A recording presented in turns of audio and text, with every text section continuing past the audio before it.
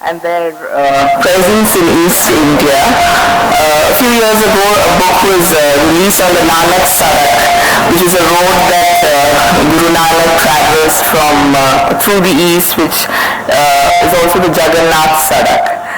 And then Vibha Mitra and Own the Past brought this idea to me, and I was delighted to include a session on this very special community who has inspired us with their generosity and showed us the true possibilities of religion through their philanthropy.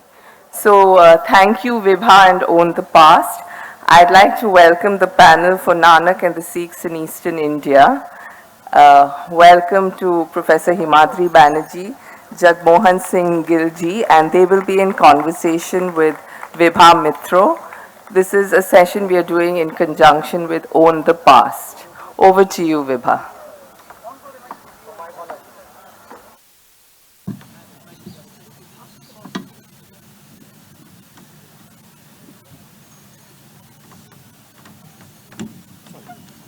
I will sit here.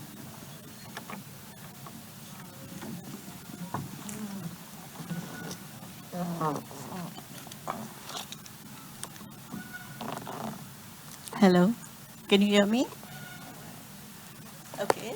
Hi everyone, and this is a nice sunny morning, and we'll be talking of the light of Sikhism. So I would start with a chora in a Bengali. It's a kind of a Bengali literary chora. It says, Bonomali Sharkarer Bari, Gobindo Ram Mitror Chori, Umi Chonder Dari, Huziri Mualer Kori, Ke na jane. So this is something that has been going around in Bengal for years. So when you talk of Umi Chandra Dari, he was a Sikh who came here and he lived here. So, I think myth and folklore is based on reality. So the Sikhs have been occupying our state and lending their generosity so profusely. And it definitely establishes the advent and presence of the Sikhs in Eastern India. During COVID, the Gurdwaras did stellar work. And we all know about their compassion, honesty, integrity. And I don't want to trivialize them, but we were a family of 3 girls. And while growing up in the 70s, we were told that if you take a taxi, it has to be with a Sardarji and you will be absolutely safe. And there was the cuisine. So over here we have 2 stellar panelists, and they are geniuses in their field. So Jagmohan Singh ji is an explorer, and he has gone onto the field and he's spoken to the Sikh diaspora, and he has kind of brought the dispersed Sikh brotherhood in the East in his writings, which is going to be published in a book which should have been published. And as he says, to reckon the past, to beckon the future. And he has documented his actual experiences. Himadri is a quintessential researcher. He has researched the writings in 3 Eastern languages on the Sikh diaspora. And I would say that he has, he has written in his book about the archetypes of heroism and sacrifice. And he has analyzed the writings in the vernacular about this community. So the people who follow the Sikh religion. I would like to start this discussion by asking Jagmohan Singh ji, what prompted you to delve into these studies?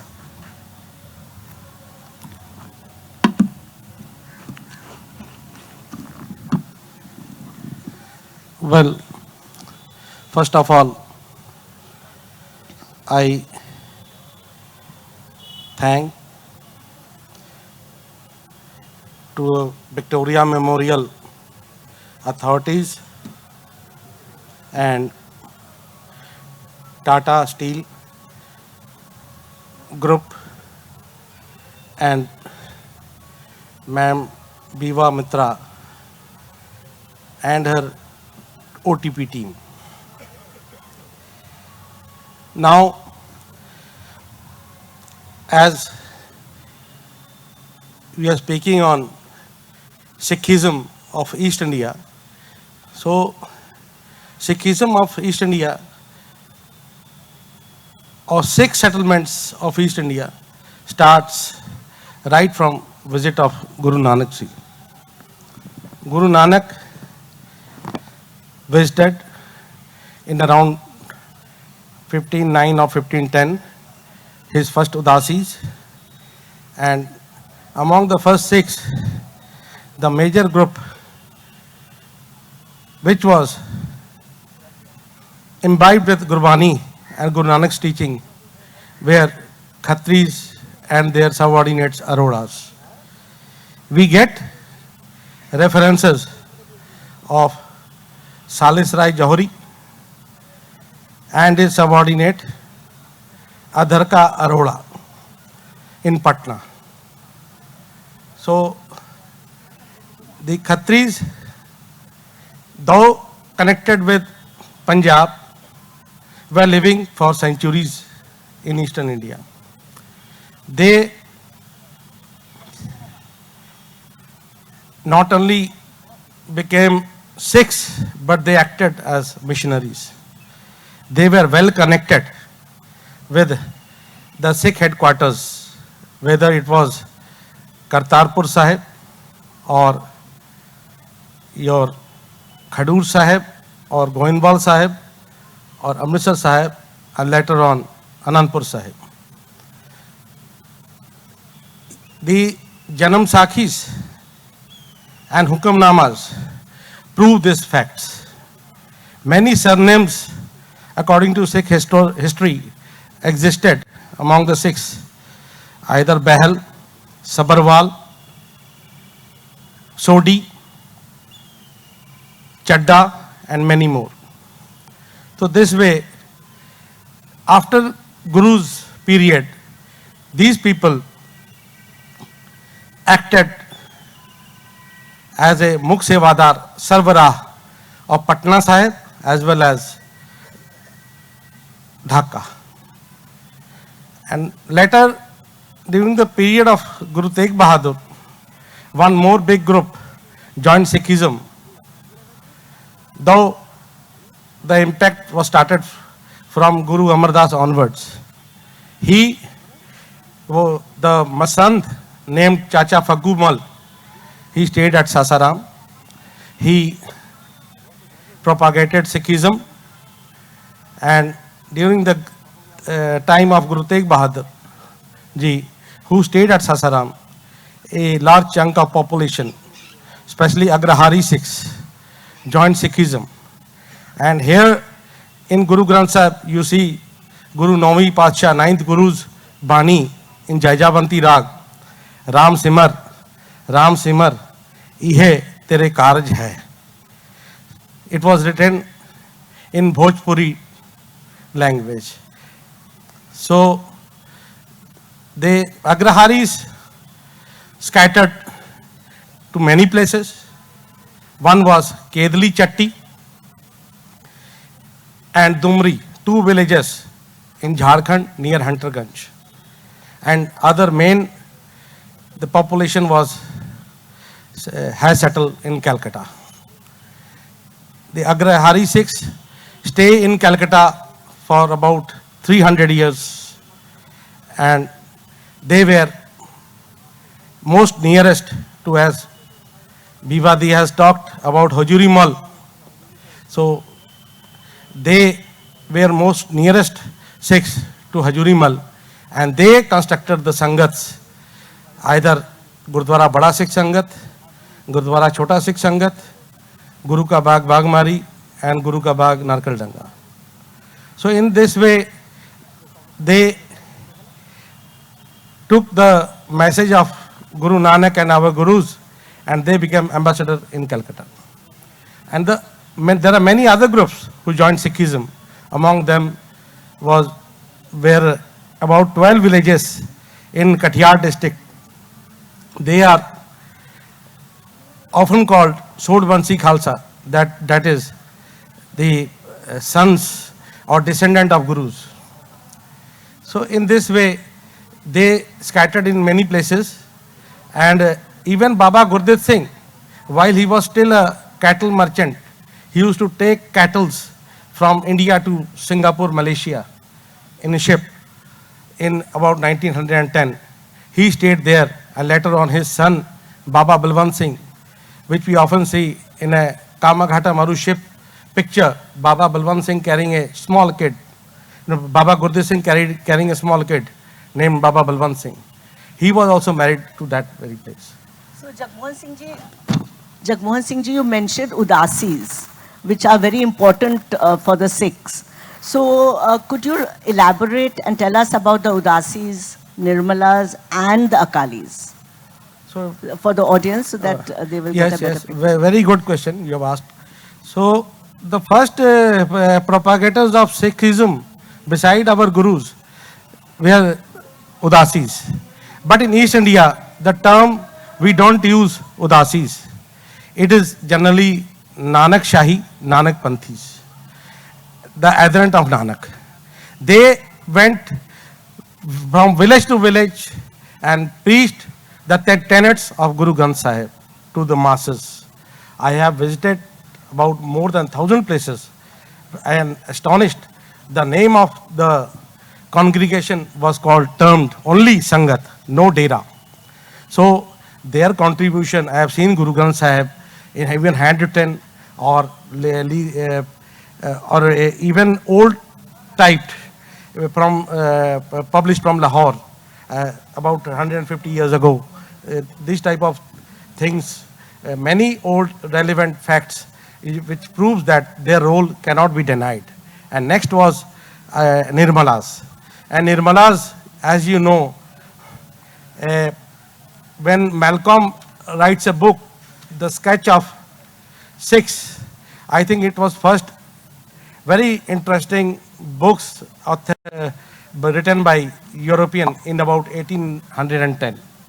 So he borrowed the total ideas, he gained knowledge from a Nirmala Sant staying in Calcutta, probably in Gurdwara Bada Sikh Sangat. So in this way, Akalis in the late 19th century, the impact of Akalis has started in Calcutta.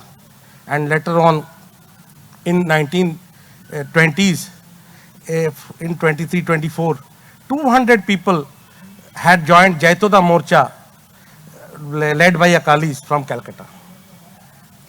Himadri da, now we come to you, and you've written a wonderful book on the impact of the Sikhs on literature in the East. So how would you introduce the Sikhs coming to Calcutta in terms of the literature you've studied and what has been written in our text here? If you permit me to stand, being a teacher, I should be standing there and feeling comfortable. Sure. With your permission.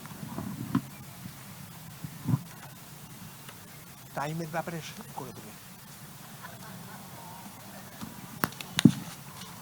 You represent possibly the Wa Kolkata. That was written by Hardev Singh Garewal. It underlines his... Oh, acha. Okay, fine. Sorry. Acha. This is a book written by Hardev Singh Garewal, who was not born in Calcutta, but he spent his whole life. And he pointed out something about how Sikhs came, because he died here also recently.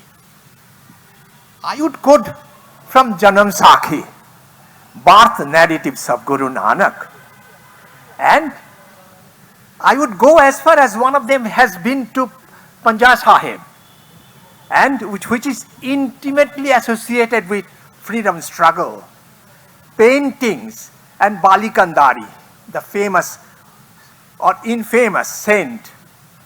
He told, when Guru and Mardana went there, he told, Ukhar jao. He told one group, Ukhar jao, and the other group was told, Basat raho. Of those group who were supporting Guru, helping Guru, he told them, Ukhar jao. And those who were not supporting Guru, he asked them, Basat raho. So Bardana asked him, why this is happening? Guru told, those are good people who should be scattered to distant parts of the world. And those badmashes should be staying here confined. So this Wa Kolkataya possibly carries the tradition. A honest, hard-working, and having their gurdwaras, serving non-Sikhs in times of crisis. It is not merely confined to Calcutta, but the whole of India, even outside, and I had the experience of recently to to other countries where they came out and supported the similar things way. So it is a part of seva. That is Guru's seva. It is like, so as Vibhaji told about how they came because of different reasons. One, primarily in Calcutta, it was growing up as a metropolitan city, commercial capital. So it has a magnetic attraction. Besides that, as Jagmohan has introduced briefly, that is, over the centuries, the Sikhs came and the process began.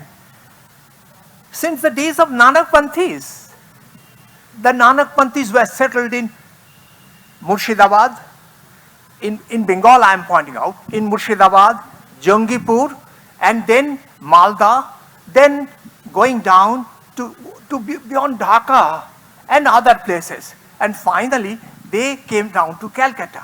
So Nanak Panthis were there. Punjabi Sikhs were there, who were primarily here as soldiers. Bihari Sikhs, as Jagmohan ji has pointed out, that they were here, they are from Bihar. Actually, Sikhs, they are of different types, having their gurdwaras at Chota Sikh Sangat. That will be a different story, the rivalry between Chota Sangat and Bara Sangat. And the way the Chota Sangat is treated, that's a different story, and I would not go there. So this is the thing. So the Sikhs, like the streams of river, they came down and joined here in Calcutta, of different territories, of different languages, of different cultural perspective. So it was a heterogeneous ethnic complexion that the Sikhs were in here in Calcutta. I believe that is. Yes, Himadri da. And so your book is very fascinating and it covers many Bengali authors who've depicted Sikhism. They're very fascinating. They cover different aspects, essays.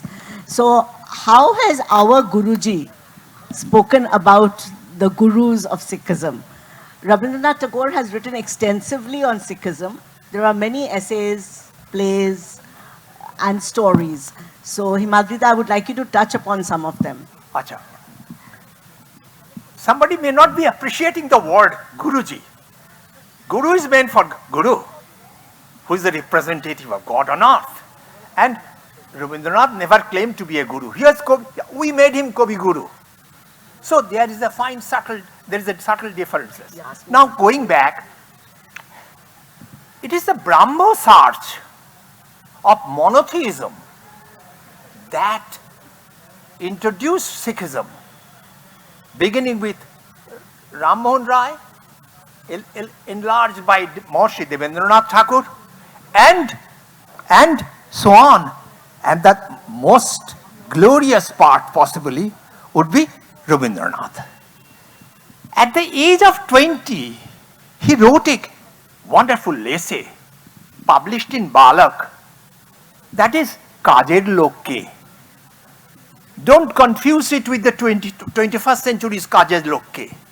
So it refers to who is the real person who helped the community. It is written in a very simple language, meant for the school-going children, and not uttering any high-sounding philosophy or politics or religion, so that it can be understood by school-going children. His father, Kalu, was a typical, बहुत पैसा बनाओ और कुछ नहीं करो. लेकिन here, Kalu did everything for himself, whereas Nanak spent the whole sum, the capital, which was given for Sauda, he spent it for consuming the common people, the hungry people. So Nanak has a very bad time with his father. But in the long-term perspective, who did the great service? That is, who fed the common people. That a boy of 20 could understand it, or a school-going children of 11 or 12 or 13 could understand it. If I told him, like Ishwar Chandra Vidyasagar's Pratham Bhag, that will be something anathema, he would not be able to understand. But he told it, it is his wisdom that he could narrate it in a language understandable to the people. And then goes on and goes on and goes on. Rabindranath, in all India parameter, made the largest contribution on Sikh history and literature and other things. His 3 poems, Guru Gobind, Nishphal Upahar, and Shesh Shikha, which is the best. I am not the final judge. Yes, no, every life is so indispensable. Nobody can kill anybody. And even the Guru was not above law.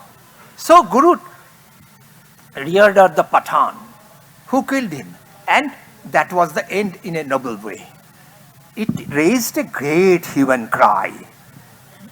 In Surendranath Banerjee's Bengali magazine, it is tragedy that Rabindranath was not, even all Gurudwaras were told not to encourage Rabindranath. Because he was talking about, don't misunderstand me, I am an historian, if you allow me to tell the truth, I will be, sorry, no, not truth, rather what I understand to be humble truth. Guru was killed in his own method, that can be learned in his own way. But here, a Guru who is human, who is not human being, quote and unquote, had a normal death, which is something preposterous. In 1890, the poem was published in 1899, and within a year in Bengali, it was seriously criticized, and it is available in Bengali magazine, National Library Center. So this is the Shesh Shikha. But the most important thing is this: he continued to write till the age of 73 with many ups and downs. So he wrote at least possibly five major poems, possibly. I couldn't recall it. Shukanta who is here would be checking me. One big essay, which is again very critical of Tagore. He was not very happy with the way the violence and finally that Shesh Shaptak, 13, possibly poem number 33, he wrote about a Sikh. The most of the story was taken from Bandibir, which was earlier written. And it was a Sikh boy who was arrested by a Mughal governor. And he was asked to be released, his mother's only son. But the boy told, mother told that he is not a Sikh. He is Hindu or something like that. At least he is not Sikh. The boy had one line answer. Yes, I am the Sikh. Truth is my religion. So it is something, make Sikhism and Guru's Sikh is somewhat extremely respectful. I do not know the exact word to be used in this case. And this is some of the major writings of Tagore, which I quickly had to complete. Himadri, how would you contextualize the Sikh martyrdom in our nationalist movement? And how did it impact the Bengali nationalists? Achha. Bengali, you see, for different reasons, Sikh martyrdom was appreciated. As you all know, martyrdom, so I am not going to elaborate that issue. I am going to explain on some of the points. The Sikh martyrdom begins with Guru Nanak's Babar Bani. When Babar invaded and destroyed Saidpur, it was Baba Bani who came out. He told, it is the fate of India, the way he should be treated. And this message that whenever there is a political tyranny and oppression, the Babar Bani became a household word to some Sikhs. So it is with Guru Nanak that Babar Bani traveled. And the sixth Guru Har Gobind built up Akal Takht and militarized the whole community. And the process continued till Khalsa was created in 1699. Actually, the Khalsa, the brotherhood, its power was distributed to the community. No one is single responsible.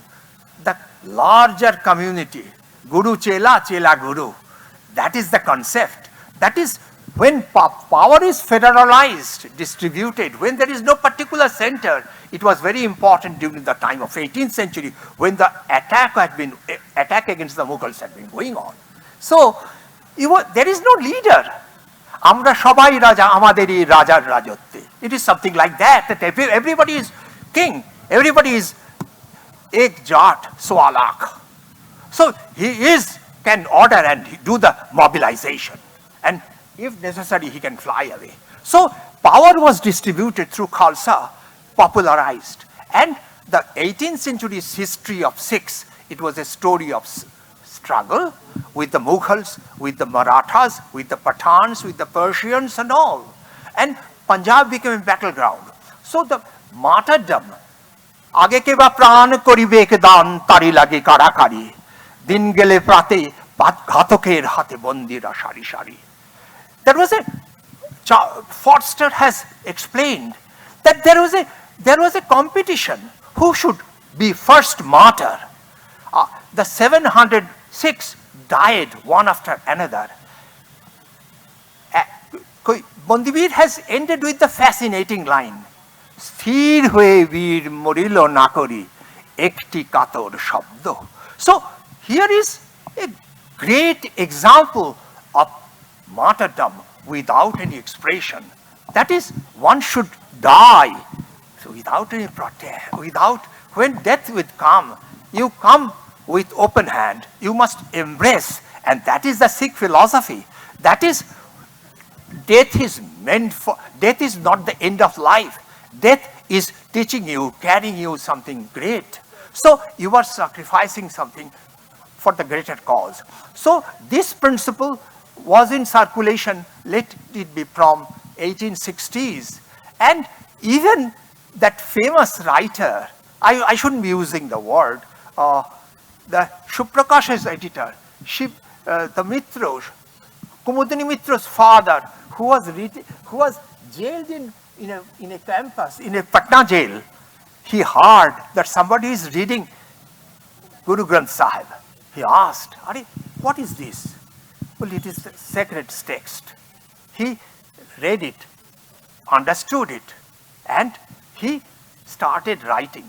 But he was a revolutionary. His manuscript was seized and he was sent to jail.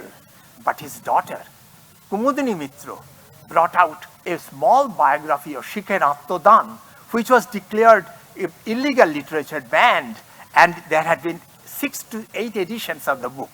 So you see, it is a long tradition of interaction between martyrdom and the self-sacrifice of the Sikhs and Bengali appreciation. And it is difficult for me to start from one point and to end another. Himadri, that's very, very illuminating, and I know your book has a lot more in it. So now, Apni Boshan, now we will ask Jagmohan ji about the role of Sikhs in Bengali nationalism, patriotism, and in the partition of Bengal, because he has oral histories which is recorded, and that's also a very fascinating story. Himadri will come back again with some other questions. Yeah, please.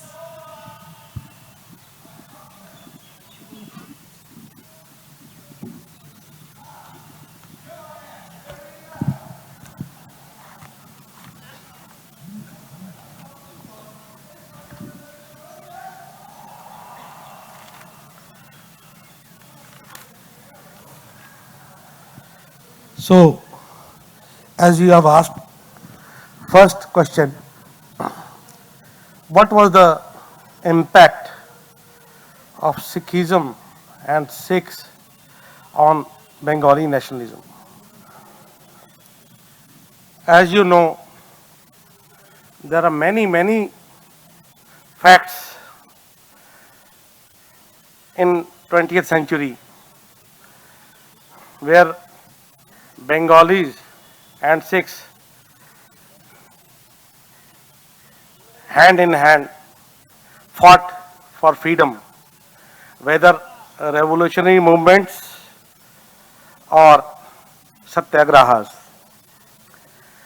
But one very important thing I want to share with you is that Next two questions, taratari bol. there was a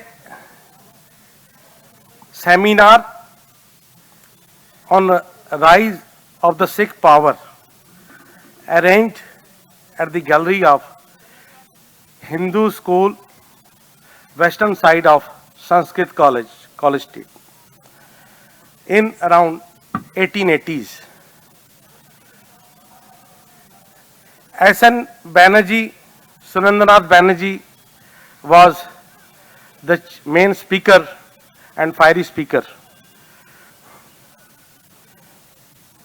Bipin Chandra Pal, later on with fame of Lal Bal Pal, quotes few lines which I think it must be shared in Bengali. What Surendranath Banerjee said the audience, and audience was so much moved and were ready to fight for their motherland. Few lines in Bengali. Bhishmo, Dron, কর্ণার্জুন প্রভৃতি স্মরণান্বিত অতীতের প্রতিধ্বনি মাত্র আনিতেন, কিন্তু ইদানীন্তন কালে যে ভারতে অসাধারণ শৌর্য বীর্যের প্রতিষ্ঠা হইয়াছিল, ভারত মহাকাব্যের আদর্শ যে আধুনিক ইতিহাসেও ফুটিয়া উঠিয়াছিল, এই কথা অনেকেই জানিতেন না। সুরেন্দ্রনাথ এই প্রথম বক্তৃতা আমাদের কল্পনাকে বাস্তব রাজ্য আনিয়া ফেলিল। ইংরেজ শক্তি যে অপরাজয়, শিক্ষিত বাঙালি মনে এই ধারণাই জন্মেছিল। ইংরেজ অনামিকা সঞ্চালনে ভারতবর্ষে আপনার অন্যান্য প্রতিদ্বন্দ্বী প্রভুশক্তি প্রতিষ্ঠিত করিয়াছে। সেকালের নবশিক্ষিত সম্প্রদায়ের অনেকের মনে এই ধারণাই ছিল। শিখের শৌর্যবীর্যের নিকটে ইংরেজ শৌর্যবীর্য যে বারবার পরাভব স্বীকার করিয়াছে, এ কথা ভালো করিয়া আমরা জানিতাম না। We didn't know about the valor and bravery of Sikhism. ইংরেজের ইতিহাসে যেখানে ইংরেজ বেদম হারিয়া গিয়াছে, তাহার কথা জয় পরাজয় ঠিক হয় নাই এইভাবেই লিপিবদ্ধ হইয়াছে। ও ঠিক হয়নি, technical errors, this and that. এই জন্যে সুরেন্দ্রনাথের রাইজ অফ দ্য শিখ পাওয়ার বিষয়ক বক্তৃতা যুগপথ আমাদের জ্ঞান চক্ষু খুলিয়া দেয় এবং স্বজাতীয় অভিমানকে ঐতিহাসিক ভিত্তির উপর দৃঢ় প্রতিষ্ঠা করে। সুরেন্দ্রনাথ এই বক্তৃতা বাংলার নবযুগের ইতিহাসে এক স্মরণীয় ঘটনা। সেই দিন, at last Bipin Chandra Pal writes, সেই দিন হইতেই নবযুগের বাংলা ইতিহাসে নতুন রাষ্ট্রকর্মের এবং রাষ্ট্রীয় স্বাধীনতার আন্দোলনের জন্ম হয়। This is event of 1880s. This is very inspiring, Jagmohan ji. Now, can we come to the partition? Yes. So, as Sikhs in Calcutta fought with their Bengali brethren together. There were many things, many historical evidences, but the partition of India, before that, the gloomy picture of Calcutta starts. In Muslim League called Great Action Day on 16th August 1946. There were great riots. And as you know, the especially Sikh taxi drivers, the Sikh workmen, laborers, they did not sit idle. They wanted to save humanity everywhere. Thousands of people were killed in streets of Calcutta, especially in central Calcutta. The Sikhs, as there was rumor that Sikhs are killing Muslims or Sikhs are attacking Muslim houses or Muslim brothers. This was quite wrong. Even big supporter of Muslim League, Sohrawardy, the chief minister of that time, he quotes in the Statesman in October 1st, 1946. Headline is, "All reports against Sikhs found untrue." Mr. Sohrawardy asks Muslim to give up suspicion. This was the headline. Few lines I am talking. He says, Sohrawardy says, "I have been in constant touch with the Sikh leaders and I am absolutely convinced regarding their bona fides and the attempt that they are making to keep themselves neutral. More than that, during the riots, they have saved as many as 5,000 Muslims from dangerous areas and carried these Muslims to safe places." And you know, Gurdwaras became camp for Hindus and Muslims both. Shri Guru Singh Sabha Gurdwara Jagat Sudhar was the main, there was a main encampment there. One Muslim brother, he had a very big family. Mr. M. Iqbal writes later a letter to Desh Darpan editor Sardar Niranjan Singh Talib, who was one of the main leaders to save the humanity of both communities. Mr. Iqbal writes, "This is to inform you that we all the family members of KSH Ghulam Muhammad and brothers are very much thankful to all the Sikh nation because the Sikh people with very kind help rescued our family from our residence 24/1 Rassa Road and brought out to 8A Harish Mukherjee Road just beside Sant Kutia Gurdwara. Sant Kutia Gurdwara is 10A. I think our brothers of Sant Kutia Gurdwara have come there. 8A Harish Mukherjee Road, where our relatives were staying. Nearly 306 helped us to stay for night, and then Sikh people next morning rescued us to safe place. For this act of Sikh nation, we all are very much obliged and we thank them." So these were the role, this was the role of Sikhs in 1946, the great riots that can never be forgotten. Though many early people, when I was youth or child, I heard from seniors how they were saved. My father narrated story, my uncles narrated story, but now we are forgetting these all things. These are to be remembered. Thank you so much, Jagmohanji. So there is a very important part of Sikhism in East India, and Himadri ji has written, we know that the Guru's journey to Jagannath Puri. So Himadri da, I would like you to talk about the intimate connection that Sikhism has with Jagannath Puri, and also in Assam, it played a very important role. There were the Barkandazes and the hyphenated Sikhs. So, Himadri, very, very briefly, could you touch upon these two states? 2 minutes.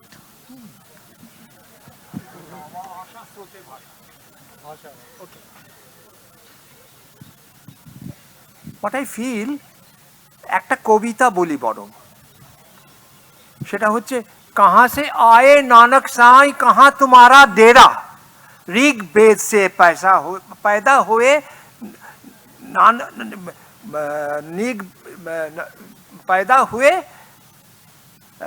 Prayag gurdwara, and etc. etc. It's a narrative, or it's a part of proscenium theatre that occurred during the Ram Navami in the streets of Puri to celebrate Ram Navami, and Sikh was in dialogue with Panda.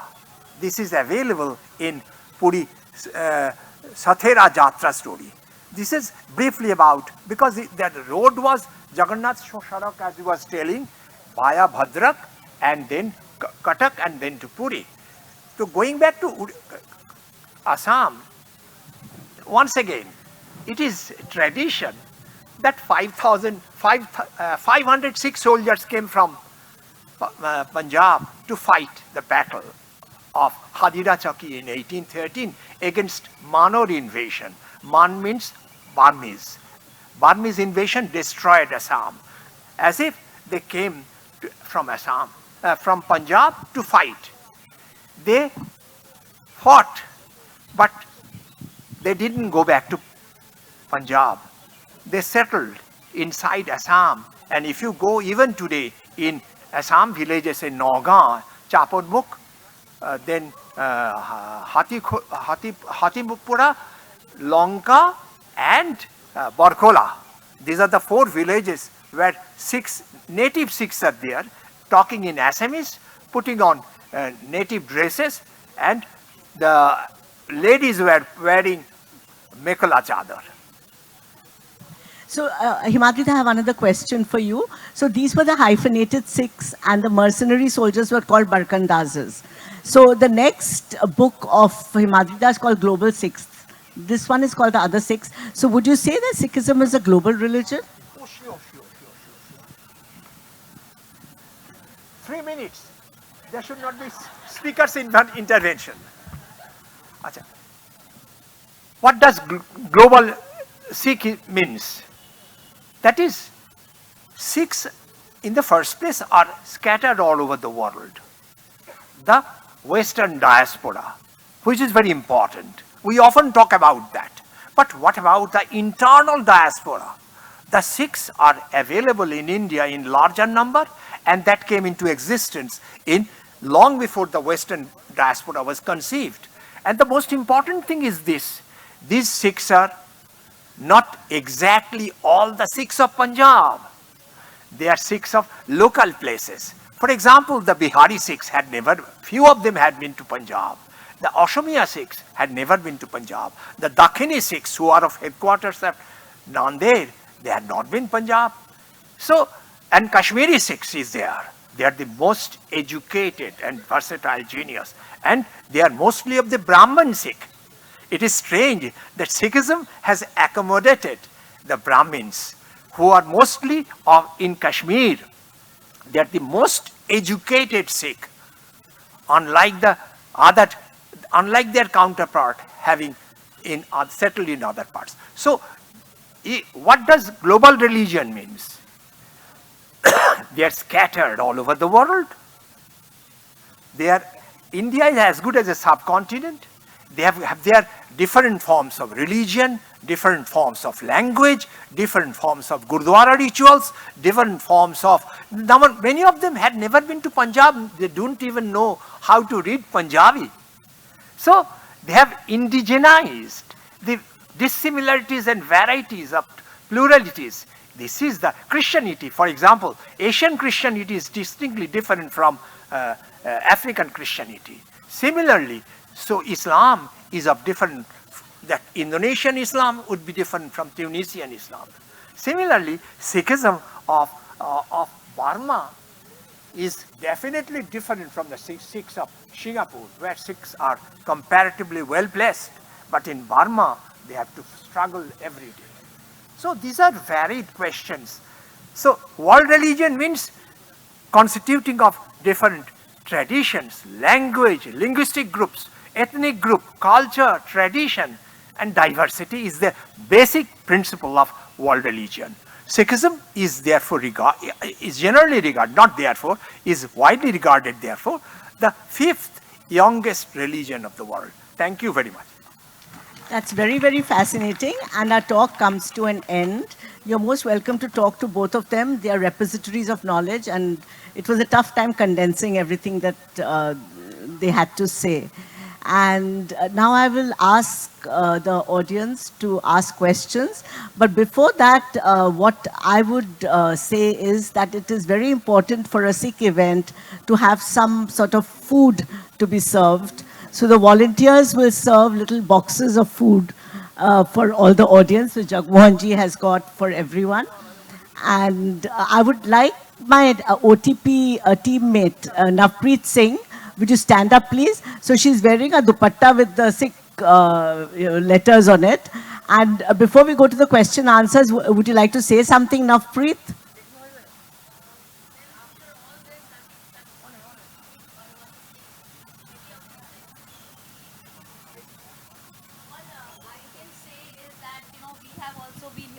Janam Sakhis from our mothers. I've heard from my grandfather.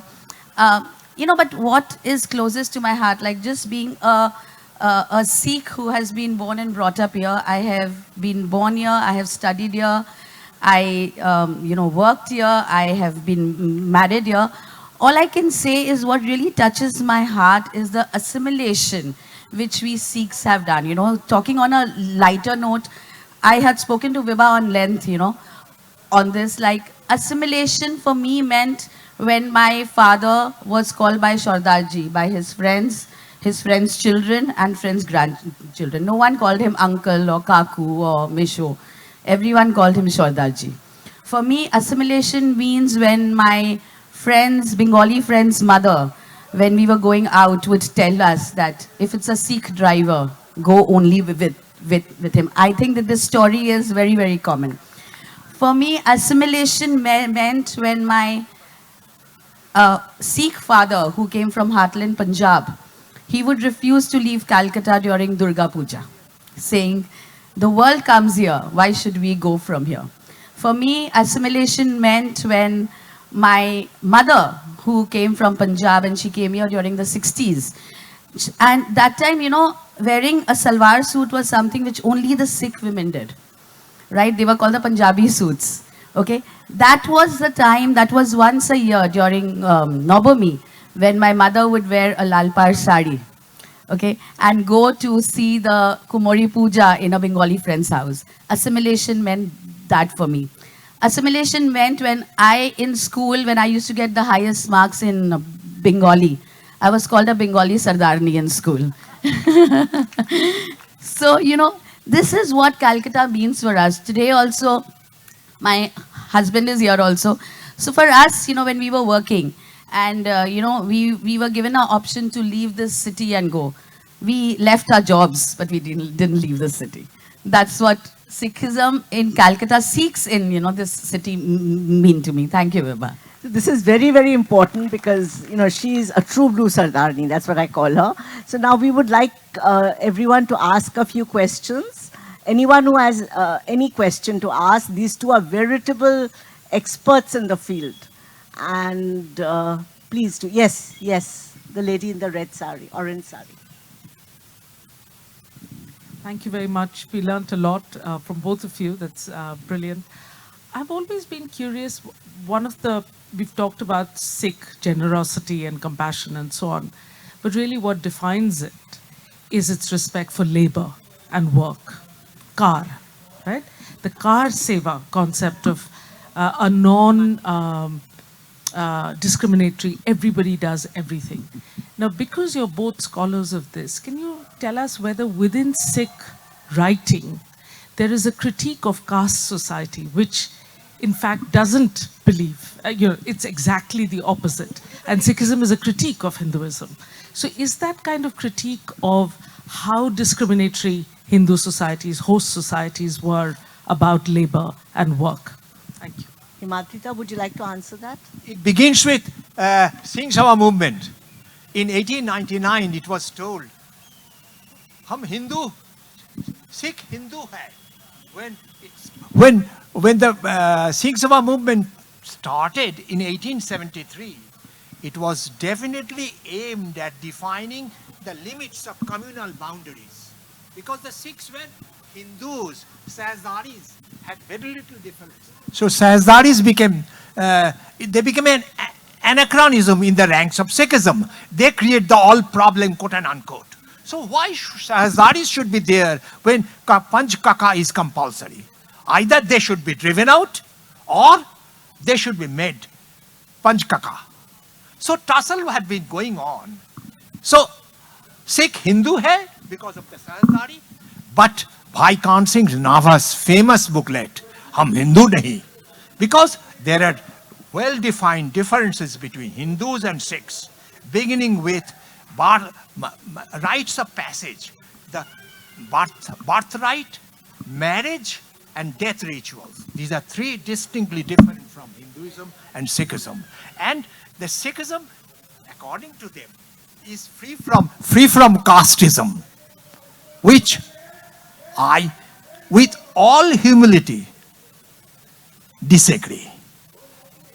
If you are in India, even the converted Christians have their caste. So Rice Christian is there. So caste is there, for which Guru Nanak, na kai Hindu, na kai Musalman, na kai Brahmanism, Padeji, it was all condemned. So casteism is there, but it is denounced in Sikhism. And in Sikhism, casteism is of a different one. Brahmins not at the top, the Jats at the top.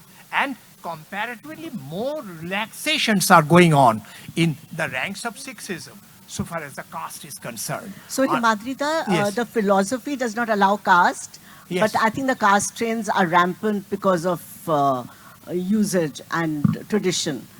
Jagmohan will be better able to. Yes, but can we have, is there another question? Yes, please. Yes, Shayan.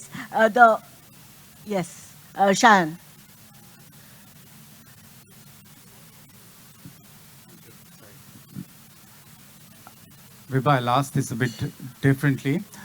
How is Sikh music, the Gurbani music which is there, so that has such a huge impact while bringing across the format of the Granth Sahibs and the rest. So how is that relationship spread, not just from here, from all parts of the country and overseas? And there is a major festival which runs in Tokyo every year for the last 2 decades, which is reaching out through music and through the interpretations of the religious text in a much easier and relatable format. So could you tell us something about that? So that's very interesting, because I read somewhere in one of their books that Gurbani was written in Rag Darbari. So which of you will answer these questions? Jagmohan ji, aap bole about the music in Sikhism. See, I am basically social historian, but as far as I know, Gurbani is composed in 31 ragas, and every rag is having its different features, different flavors.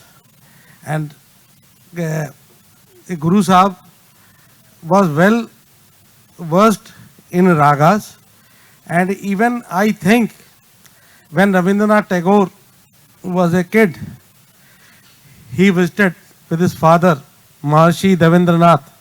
So he first attraction towards ragas might have been in our Darbar Sahib, Harmandir Sahib.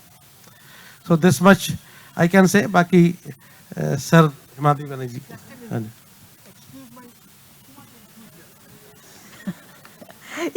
He's really enthusiastic, and he's such a fascinating speaker. Well, it's really a joy to hear him. Yes. You can have the mic, Dada. There are particularly Namdhari Sikhs, a particular category of Sikhs who lives that there are living gurus. They are masters of instrumental music and the Gurbanis. And Rabindranath, to begin, every story of ours, day-to-day life begins with Rabindranath. Badai Ramma Bina Badai. It is taken from Gurbani. And then Gaganmohi Thal. And the basic concept of Gurbani that God is at the central of all creation, and the God has created this creation. So it is not that bad, which many of the Hindu ascetics used to denounce. You leave the world, you go to jungle, but you need to stay here because God has created it. It is so wonderful. It is so beautiful. You need to appreciate and do your duty as a part of human being. So every rag, for example, when you hear in Malkush or in Darbari Kannada, Badai Ramma Bina Badai, and then there are other stories. That is Rabindra Sangit center. An important feature is nature. And nature is sometimes equated with God. And God is everywhere or something like that, if I am properly understood. So, Gurbani is without God's creation, is an appreciation of that wonderful world. That Sthale Jale Bajiche. There are sounds echoing around. You are feeling that. You are a part of it. You feel. So would you be living the world which God has created so meticulously, so beautifully? Don't have to. So if you want to be Falahari Sadhu, go to jungle. And in that case, a monkey is taking much fruits every day. So monkey is more yogi and God-loving than any human being. But you need to be. You are somebody's father. So, Tata, let's talk of the musicality of the Sikh religion, and that's wonderful. So, there is a lady here, Amrit ji Sabarwal. थोड़ा दो line ही बोलिएगा तो ठीक रहेगा. हम लोग का time थोड़ा एंड हो रहा है. Guru Nanak Sahib was himself an accomplished poet, writer, singer, musician. He sang hymns in the praise of the Almighty to the Rabab of Mardana. And he preached Prema Bhakti. And Kirtan, which he said, singing to music, his hymns, his praise, it controls the wandering mind. It helps you in concentration. It keeps in that state of meditation. And it is when a heart is soaked in love. He preached Prema Bhakti. And when a heart soaked in love and gratitude and humility, that's why he preached Seva. Seva brings humility in a person. So with a heart full of love and gratitude, you can draw the great God into our little hearts. That is so wonderfully put, and with love and gratitude, I embrace this religion, which because of many friends has become dear to me. One point I'd like to add, that Guru Nanak preached that there's one God, and he wanted all of us that to pray to follow one Almighty who is the supreme creator of the universe. And two main things which he preached was universal brotherhood and universal self-being. He did not want to differentiate on the basis of caste, creed, or status in society. So they said there's no room for discord between different religions because he's the creator, he's the father, and we are all his sons, his children. There's this beautiful line I read in one of the writers, Ek Pita Ekas Ke Hum Barik. So that is the essence of Sikhism, I think, which is the need of the day. You know, to love all, and this whole musicality of the religion, the beautiful kirtans. So there is one question lingering, but quickly, a very quick question and very quick answer. We cannot delay this. Yes. Yes, thank you for giving me the chance. Right, I just thank you, the speakers, for such a wonderful talk. But when Jagmohan ji was talking about the role of Gurdwaras, especially during the time of the partition, and having read a lot of partition novel, this amount of great emphasis that's on the role of Gurdwaras, whether be Bhishma Sani's Tamas or Khushwant Singh's train to Pakistan. And even while growing up as being a Sindhi, just the amount of importance that's given to Gurdwaras. So my question was that, we can't simply look at Gurdwaras as just places of worship. They are just so much more than that. So could you just tell Not a little elaborate. bit more on that? We need a very, very short answer. Very short. One line. देखो गुरुद्वारा सिर्फ धार्मिक स्थल या पूजा स्थल नहीं होता है, ये हमारा एक सामाजिक जो मिलने का एक सेंटर है। तो गुरुद्वारा में ये आपको हम अभी नहीं बताए, बहुत लंबा हो जाता, कि ये गुरुद्वारा ही था जिस स्टेज में हमारे नेताजी चित्तरंजन दास वो अलग अलग समय में यहाँ पर शरणागत हुए। अब वहाँ ऑडियंस को, वहाँ जो संगत थी उनको प्रेरणा किया और आज़ादी के आंदोलन में कैसे जाना है। अब हमारा जो जगत सुधा गुरुद्वारा है वहाँ शायद ही कोई नेशनल लीडर हो जो 30s और 40s में, चाहे वो गांधी जी हो, चाहे वो नेहरू हो, चाहे और कोई हो, तो सब कोई वहाँ आए हैं। तो यही हमारा गुरुद्वारा का बड़प्पन है। गुरुद्वारा के वजह से ही हमें राइट्स के लिए जो कम काम कर सके, और आज जो कोरोना के समय में भी जो सिखों ने एक बेशुमार काम किया, सेवा की है, दुनिया सब जानती है। तो ये गुरुद्वारा की वजह से ही हो पाया। So on this note, that seva is our dharma and karma, I think we can bring this talk to not an end, but the beginning of the next conversation. The two erudite speakers are there. They are very, very knowledgeable. You can converse with them after the talk. And I hand the stage over to the next panel. Thank you so much, everyone, for being here.